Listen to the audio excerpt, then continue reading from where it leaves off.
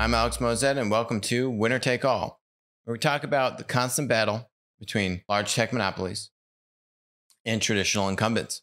So before we get into these marketplace rankings, which there are a couple, both Andreessen's marketplace ranking looking at B2C marketplaces, and then Applico, yours truly, marketplace ranking looking at B2B marketplaces, we had some really good news finally from the Supreme Court issuing an opinion written by Justice Thomas, talking about the mechanism to protect producers. Again, what we talk about when platforms hit monopoly scale, who do they take advantage of first? It's not the consumers, it's the producers. And he basically wrote an opinion laying out the framework for how you could successfully challenge that platform power. We've talked about Section 230 and the immunity that it gives to the safe harbor it gives to these platforms. And basically, the key thing is it comes down to these two words. Myself, Nick, my co-author on the book, we've been saying this for I don't know how many years. Kirk, we can play it back. How many times on this show we have talked about these two exact words called common carrier. And we've drawn the parallel between how you treated AT&T to provide a basic fundamental service, decades ago that was telephones, right? You could not refuse service to the telephone lines, right? Because these were essentially quasi-government approved monopolies. And because of that, AT&T was allowed to be the only, say, telephone provider because of economies of scale and all the infrastructure to lay the lines, et cetera, that the government was giving kind of like a quasi-monopoly approval in exchange for certain oversight, right, around regulating the rates that they would charge consumers and access, right, that anyone could get access. They couldn't refuse access to use this service that was supposed to be available by everyone.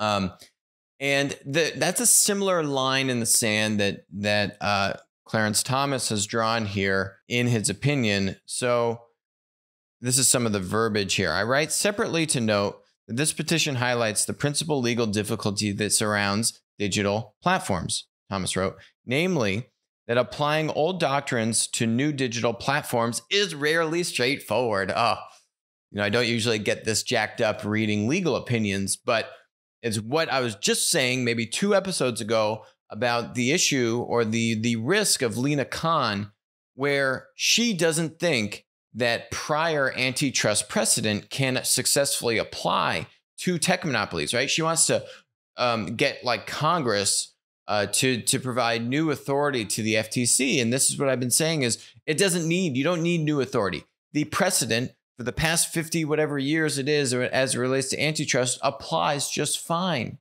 to regulate tech monopolies. And that's what he's saying here. Old doctrines can apply to new digital platforms. So Thomas went on to outline for providing protections that enable corporate tech monopolies to engage in widespread censorship frequently in one direction.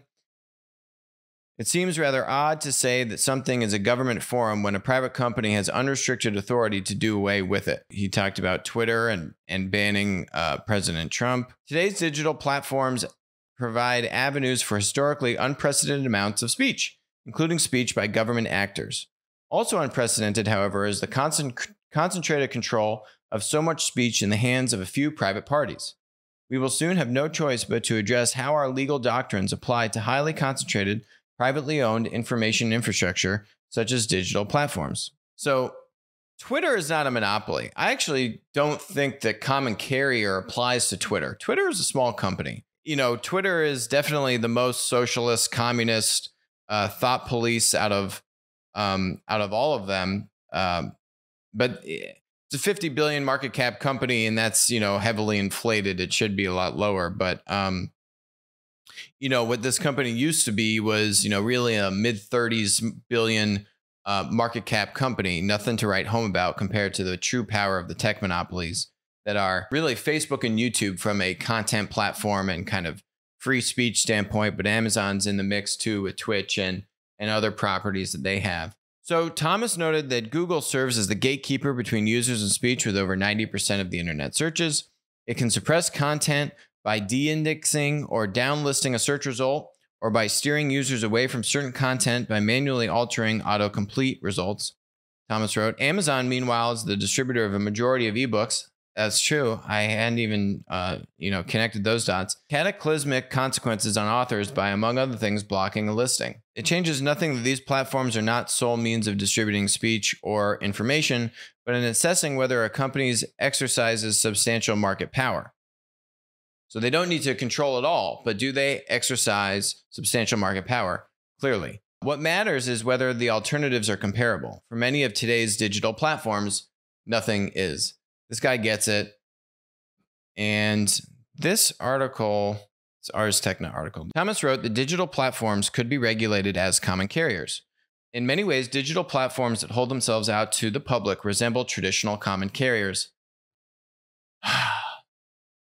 Good morning. Though digital instead of physical, they are, at bottom, communication networks, and they carry information from one user to another.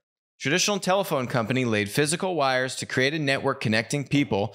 Digital platforms lay information infrastructure that can be controlled in much the same way. Want to see a good little graphic? This graphic is in the book, Modern Monopolies. This is when we talk about Metcalfe's law and how every new user kind of adds to the network. And when we talk about network effects, and a lot of this is kind of predicated on Metcalfe's law. Look at what's in the chart. Look what's in the image. Telephones. It's the original example of connecting more nodes. Think about consumer producer, right? Producer is making the phone call. Consumer is receiving the phone call. Then you have prosumers, because then you talk back and forth with one another. It's a communication platform. And he goes on. The similarity between online platforms and common carriers is even clearer for digital platforms that have dominant market share, such as Facebook, Google, and Amazon. He's not mentioning Twitter. Twitter is not a monopoly. They're just, I want to get a t-shirt that says Twitter is for commies. Their level of content censorship, I can't even start. I haven't used Twitter in ages. I personally don't use it. Unfortunately, I think our company still has a Twitter.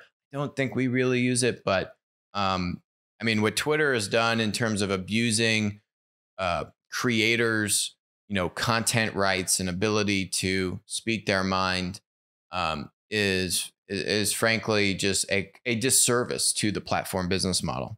Facebook suite of apps is valuable largely because 3 billion people use it. Google search at 90% of the market share is valuable relative to other search engines because more people use it, creating data that Google's algorithms use to refine and improve search results. These network effects entrench these companies. Oh, maybe he read the book. Do you think he read the book? Thomas wrote that although both companies are public, one person controls Facebook, Zuckerberg, and just two control Google, Larry Page and Sergey Brin. Much like with a communications utility, this concentration gives some digital platforms enormous control over speech.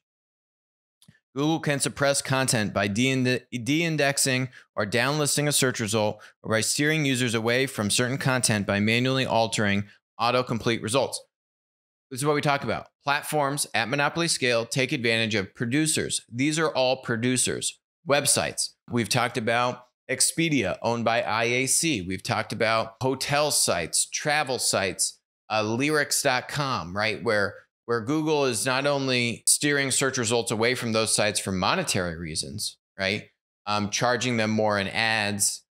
In some cases, like Lyrics, ripping their content directly and then just putting it on their own pages, on Google's pages. He's actually coming at it more from a free speech standpoint, not just from a taking advantage of producers standpoint. The similarities between some digital platforms and common carriers or places of public accommodation may give legislators strong arguments for similarly regulating digital platforms. That is especially true because the space constraints on digital platforms are practically non-existent, unlike on cable companies.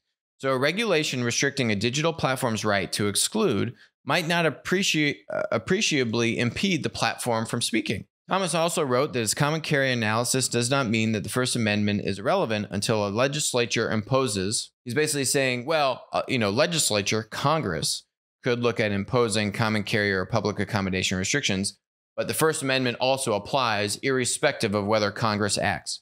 Only that the principal means for regulating digital platforms is through those methods, right? So he's saying, look, Congress could act or the Supreme Court could act if the right lawsuit was brought before us. Oh, this is exciting. Now, of course, you've got, the traditional, just, can't get their head out of, a little bubble. Here we go. Information. So they're talking about this as bad news, right? The information saying, then there's the bad news. In a separate case today, Clarence Thomas suggesting that digital platforms should be treated as common carriers. They're saying this is bad news. That's a regulatory classification most typically applied to phone companies. Oh my God. These people think they're smart. He brought this up while discussing the control that a few private parties exercise over free speech on today's digital platforms. Common carriers under a requirement to serve all comers. Yes. In other words, they couldn't block particular people from their platforms, as Twitter or Facebook have done with Donald Trump and others. By the way, it's completely inappropriate that they've blocked the former president of the United States. And it goes against the very ethos of platforms. There is no doubt barring people from social networks is a problematic move from a free speech point of view.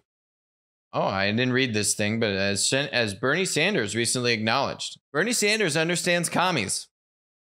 I guess he can see what's going on. I didn't read it, so I don't know exactly what he was saying. But restricting the ability of the platforms from governing their own services is surely even more problematic. Oh, really? Do tell.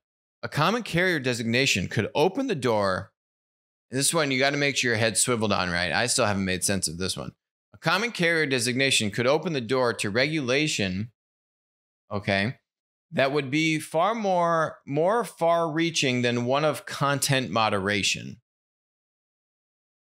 Okay. Potentially affecting how the services make money, or at least how much money they can make. Let's read it one more time because I still don't get it. A common carrier designation could open the door to regulation that would be more far-reaching than one of content moderation.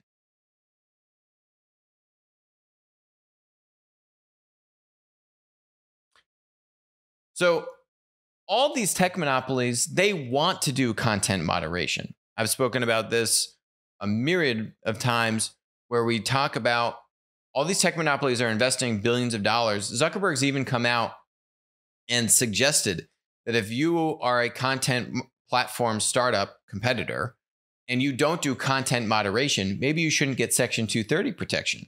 They see their investment. They see it as an investment, content moderation, right? They see it as a differentiator because Telegram and all the other social networks and content platform startups can't invest certainly not billions of dollars, let alone hundreds of millions of dollars, even tens of millions of dollars in content moderation, right? It's actually a differentiator for the tech monopolies. I don't know. These people, they're just confused, these kind of tech journalists.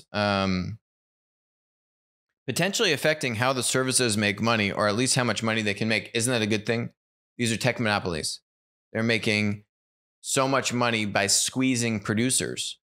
What Thomas is saying is here's a way to protect producers and ensure that people can have access to free speech, which is being able to voice your opinion on social media. We've talked so many times, there's so many communities, whether it's on YouTube, websites, being indexed by Google, people speaking out on Facebook, whatever, that are being silenced, are being shadow banned. The crypto community is one that we've covered now multiple times. Crypto community, it's nothing political, but there have been so many, crypto investors, crypto voices, crypto influencers that have been just wholesale banned off of YouTube or other social media platforms. I mean, it's just not okay. That is not how this business is supposed to work. And anyone that tells you otherwise is either A, a fool, or B, not telling you the truth. These are smart people. It's actually probably more the latter. They understand what they're doing. They are using content moderation to their own benefit. And everyone has their own reasons to do it. It could be competitive, right? To stamp down other startup competitors that can't pay all the money on content moderation. It could be just because you want to shape the narrative and you want to try to influence what people think and what they talk about and what they don't talk about, which is also not the founding principle of this country. Freedom of speech, freedom of information. It's a core principle of platforms, the core principle of America. And what these tech monopolies have done is gone against the very grain of what America is all about and our value system. And it is pathetic and it needs to change. I don't want to get my hopes up that anything government will be able to do anything properly. So I will preface this to say that government is useless and don't expect any action out of government. We need to take things into our own hands. But I do really love what Clarence Thomas is talking about. So on to the next bit, which is top 100 marketplace rankings. Andreessen, this is the second year in the row they've done their top 100 marketplace ranking. They are looking at, primarily these are going to be B2C marketplaces because those just have the most GMV. They're the biggest. They did this for the first time last year. This is now the second year that they're doing it. Instacart's the top. Valve, that's a platform to get video games. Vacasa for travel, and StockX. We've talked about Goat. Rover for pets. ThreadUp just went public. ThreadUp is now, $1.7 billion company. They just IPO'd. Competitor to Poshmark. We've covered Poshmark and how, they were grossly overvalued at IPO. Look at this. Like they reached over $100 a share. We called it. Now they're back down to $42 a share, much more appropriate for them. ThreadUp is roughly half the size. This is 3.2 billion market cap. Poshmark, ThreadUp at 1.7. You're seeing a couple dominant of these kind of like secondhand marketplaces in both the US and in Europe. Europe has a couple of their own, like Vinted and Depop. Yeah, you got Turo on here. You got Outdoorsy. You got RV Share. You got SeatGeek. You got Viagogo. I haven't used them. OutSchool for Education, that's up big, 59 points, because of COVID. Masterclass is interesting. I don't know if I'd really call that a marketplace. Like, yeah, their content comes from third parties, but it's heavily curated. Not anyone can just go create content on Masterclass. So I don't know if I would really classify Masterclass as a true marketplace. It's really just more like bespoke kind of curated influencers doing courses and content, right? This is the other thing. They got Fair on here. And Fair I'm going to get to when we get to B2B marketplaces. So this is where they this ranking, they're ranking the largest consumer facing marketplace startups. But Fair is B2B. And they've got another one on here, Tundra. It's also B2B. You are a retailer to buy on Fair. Similarly on Tundra. So, there's a couple kind of interesting ones. MealPal, I'm actually only surprised MealPal went down 29 points because of COVID. MealPal was like all people at the office picking up lunch from local restaurants. Obviously, poof.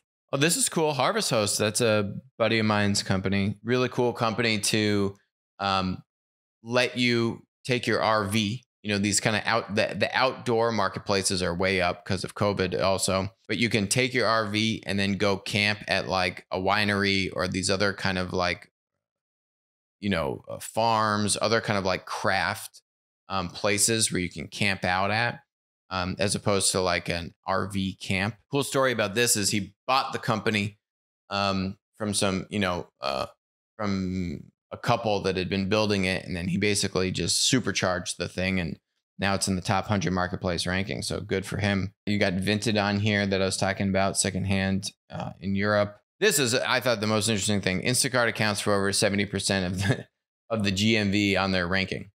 Wow. The problem with Instacart is they don't really have a good way to monetize. So they've got huge GMV, but they don't really have a way to make good money from it, because how much they don't hold any inventory. I think that's actually one of Instacart's biggest problems. They're just passing it through from the retailer to the consumer. I mean, they have huge penetration in terms of kind of disintermediating grocery stores from owning that consumer relationship, but their business model is challenged in the sense of how do they actually make good money from this? I mean, I'm sure eventually they'll figure it out. Maybe it comes with them moving horizontally into other categories beyond groceries, right? We've seen them move into convenience stores and liquor delivery, prescriptions, and other categories. But maybe there's a way there that they can get in. But the interesting kind of twist on Instacart's model, you're actually seeing this in Europe, are this company called Picnic is the biggest one. This is their site. It's in Europe, but the cool thing about this company, I think they've raised maybe $300 million now, is that they get their inventory from distributors, from like wholesalers, right? So you order from Picnic, same kind of experience as Instacart, maybe not as immediate. They are starting to do some same day, but it's not as immediate as Instacart, like, hey, within 2 hours, because they're not getting it from a grocery store or retailer. They're going up a step in the supply chain. They're going to the wholesalers, which gives Picnic a lot more margin, right?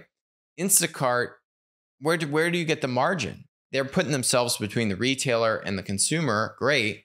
But where Picnic is between consumer, skipping a step from the retailer, going to the wholesaler. More margin in there to work with. So you're actually seeing this model more in Europe than you are here in the US. Instacart, has now just, I don't know. I mean, if they'd be able to even make a move like that. I think probably more realistic for Instacart to try and hold their own inventory than like cut their retailers out at this point. But you never know. The alternative to Instacart is a company called GoPuff. And GoPuff has raised bonkers money, $2.4 billion. Instacart competitor. I don't see him in the ranking. I don't see GoPuff at all. Weird. Okay, well, I can tell you this much. Our ranking of B2B marketplaces is way more thorough than this thing. So let's go to that. Again, if we're talking about the battle between tech monopolies and incumbents, the thing in between is this report. And that is the top 50 B2B marketplace ranking by Applico. Meet the authors of this great book, Modern Monopolies. Oh, there it is. And yeah, we got a 30-page report here. Beautiful executive summary. Amazon Business is doing $25 billion in annual GMV 6 years after its launch. They are on pace to do, we believe, about $75 billion by the end of 2023. We ranked the top 50 B2B product marketplaces operating in the United States. So you got to be selling products, not services. That GMV, that scale needs to be in the United States. You got to be able to show that you've got some mixture of scale, monetization, you're ahead of the competition. How big is the market? How are you capitalized? Do you have good, fundraising capability? Some of these are profitable, by the way. These are all the types of things that we looked at. Let me jump down to the ranking itself. You can see, so here's our top 10. Fair, Indigo, Jur, New Order, Farmers Business Network, VetCove, LeafLink, Grub Market, Parts Trader, and 750. Fair was on Andreessen's top 100, but it's a B2B marketplace. Indigo is doing, and FBN are both doing billions of dollars in GMV. They're doing a mixture of grain trading. That's their marketplace, is the grain trading. But then they're also selling what you call inputs. So those, think of it like fertilizer and seeds and different like chemicals and things that go into growing the crops. That's linear. So these are actually hybrid businesses, right? They are hybrid in the sense that they have linear kind of reseller type revenue on the inputs. And then they have marketplace GMV platform revenue from the grain trading. So there's inputs and outputs. the outputs are, hey, I just made a crop, grain, and now I'm going to sell that through the marketplace. So that's where their marketplace dynamic comes from. Fair is connecting retailers with a bunch of different manufacturers and suppliers. It could be clothing, furniture, appliances, home goods, like a whole slew of things. Just think about like a boutique retail shop versus Macy's, right? So Macy's, when they buy from suppliers, they get the ability to return products that don't sell, and they have, certain preferential treatment because they buy so much stuff. Fair helps to give that similar leverage to retailers because Fair has a 60-day, no hassle, return anything that you bought to the supplier, no questions asked policy. But you can't get that if you're just a regular retailer buying directly from a supplier. You don't have that leverage, that purchasing power. Fair gives that to the retailers, and the suppliers agree to those terms when they participate in the marketplace. There's also a net 60-day payment term, right? So you basically get the products for 60 days free, and then you get to return whatever isn't selling. So that's a big challenge for retailers, right? It's like, well, what happens if I buy all this inventory, but it doesn't sell? So you basically have a 2-month window to kind of see how the stuff is selling, and then you get to return what doesn't sell through. Jeweler is more focused on fashion. So is New Order, so clothing and textiles. Vetcove is vet supplies. This company's on fire, doing hundreds of millions of dollars in GMV. They've raised like a few $1 million. We believe they're profitable. This company is crushing it and just taking the vet supply distribution industry by storm. LeafLink, crushing the B2B distribution of cannabis and weed. Grub Market in food, hybrid. They're selling some stuff themselves as a retailer, then have a marketplace model. This is connecting, suppliers and distributors with, food service operators and restaurants. Raised $90 million in 2020. Listen to Mike Hsu, the CEO. I want to thank all of our supporters. Series D round was many times oversubscribed, bragging, as we originally intended to raise no more than $30 million. We have made quite some efforts to keep this round under $100 million. It's very difficult for them to keep this under $100 million, okay? He was really working to only take $90 million because the company is so amazing. Such oversubscription continues to happen in the current pre-IPO round. They're going to go public soon. Delivering ultra high growth and profitability remain the priority in all of our geographies. Our objective is to grow our ARR, annual recurring revenue, by $200 million in the first quarter of 2021 and expand to most of the regions of the country to reach $1 billion of ARR within the next 12 months. So they want to 5x revenue, possibly more, depending upon what their ARR actually is today, by Q1 of 2022. Moreover, we will maintain profitability. And above all, our ultimate success criterion of my entrepreneurial pursuit is whether I can scale up Grub Market to eventually achieve $100 billion of annual sales. That's GMV, not revenue. They're managing hundreds of millions of dollars of food wholesale activities. And so they've got a hybrid model where that revenue number is a mixture of them selling their own food products and then of the marketplace model. They've got this wholesale where they're giving this to the wholesalers, doing hundreds of millions of dollars in GMV, and also doing a sizable amount of business as a reseller, linear. Back to this, Parts Trader is in auto. They're doing over $1 billion in GMV. 750 is in liquor.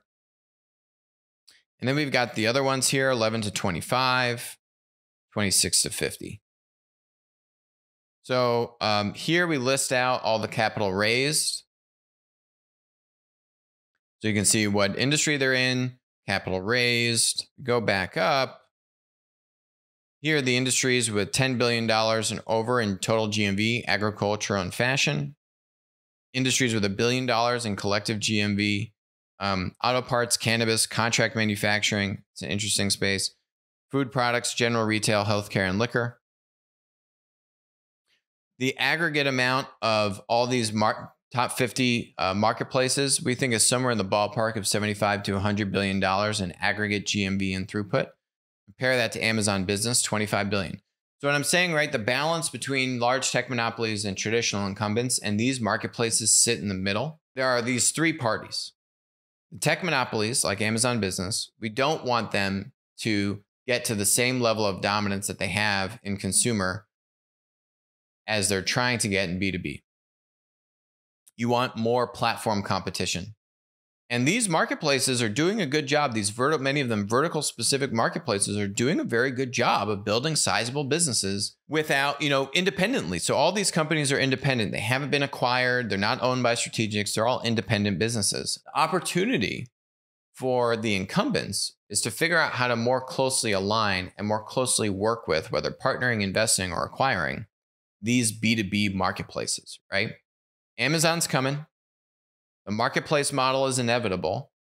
It's a question of how much power exists in the marketplace startups or Amazon or eBay or Alibaba for that matter. And these incumbents have a lot of scale. What these marketplaces need more than capital is scale, right? When I'm reading to you Mike Hsu, CEO of Grub Market, his press release, all about scale. He's saying, I had to turn away money. I got more money. We're profitable. I got more money than I could even want. I'm turning down money. What he wants is $100 billion in GMV. It's scale. That is the magic. That's what Amazon wants. That's what these marketplace startups want. That's what, guess what? These incumbent distributors have. The big emphasis that we have, the big kind of overhang that we provide in this report is that what Applico wants is to have a more equitable future. What Applico wants is to help level the playing field against the tech monopolies. How do we do that? We help these marketplace startups fight the tech monopoly. What do the marketplace startups need? Scale. Who has scale? Incumbent multi-billion-dollar distributors. There are hundreds of multi-billion-dollar B2B distributors. They need to study this report. They need to memorize this report. They need to get on the phone with every one of these marketplace startups in their vertical or adjacent vertical and figure out how to do stuff with them. Whether you're a small distributor, just sell on the marketplace. Okay? Maybe you're not big, you can't do a partnership, you can't do anything strategic. But what you don't want to do as a small distributor, you don't want to go and sell on Amazon Business, and that's it. If you're going to sell on Amazon Business, you should absolutely try and go sell on Amazon Business and at least one or a couple of these other marketplaces in your vertical in this list. At the very least. Better yet, don't sell on Amazon and just go sell on the startup. Because why that is a good thing for literally everyone in the industry is when you have more marketplace competition, it's better for the producers and the customers. When you have one large dominant tech monopoly, we've seen how that plays out. They take advantage, they squeeze the producers, and you have a power vacuum. The more marketplace competition there is, the better for everyone in the industry. So what everyone can do, if you're a distributor, if you're a manufacturer, if you're a customer, you're a business customer, is try to support these B2B marketplaces as best you can with your dollars, with your inventory, with your partnership if you're a larger player. They need your help. These VCs, these are the top VCs investing in these B2B marketplaces. FJ Labs does a lot of B2B marketplace investing. Kind of surprised that we didn't see more of like Bessemer, I know, has been doing a lot of stuff on here. Batteries on here, Andreessen's on here. Y Combinator has a number of them. So you can see here, this is total capital raised by vertical. The interesting thing here is, right, you can see agriculture is really the only vertical that's starting to see a winner-take-all dynamic. Not in every industry, but some of these other industries have one really dominant marketplace player. But then there's a number of competition elsewhere, right? These gray dots are the number of startups in that vertical. So look at the total capital raised in food, industrial, and retail, right? There are some players that are pretty big and somewhat mature. But then there's a number of other startups behind them. There's even more startups that didn't make the top 50 report, right? This isn't every B2B marketplace in this report. This is just our ranking of the top 50. Really, outside of agriculture, every other industry is in play here. Agriculture, just Indigo and FBN have raised literally billions of dollars. Whether if you're looking at some mixture of equity and debt, they've raised a lot of money. So that one has more of a winner-take-all dynamic between those top two players. The rest of these are pretty much all in play. And that, who knows that better than I do is Amazon. So get this report, figure out if you are a business customer, how you can start to use these marketplaces. If you are a supplier, how you can start to supply these marketplaces. If you are a large incumbent, distributor or manufacturer, figure out how to partner with these marketplaces. The more these marketplaces are successful, the more you will be able to prevent the inequities that has come about by letting Amazon have a 20-year head start in consumer retail. Let's not let that happen again. Short of government acting, which we can't hold our breath on, we got to take matters into our own hands, and this is a great way to do exactly that. Thank you very much. That's it for us today on Winner Take All. I will talk to you soon, and we will continue to dive into this report. Maybe I'll bring Nick on, and we'll go a little bit deeper into it.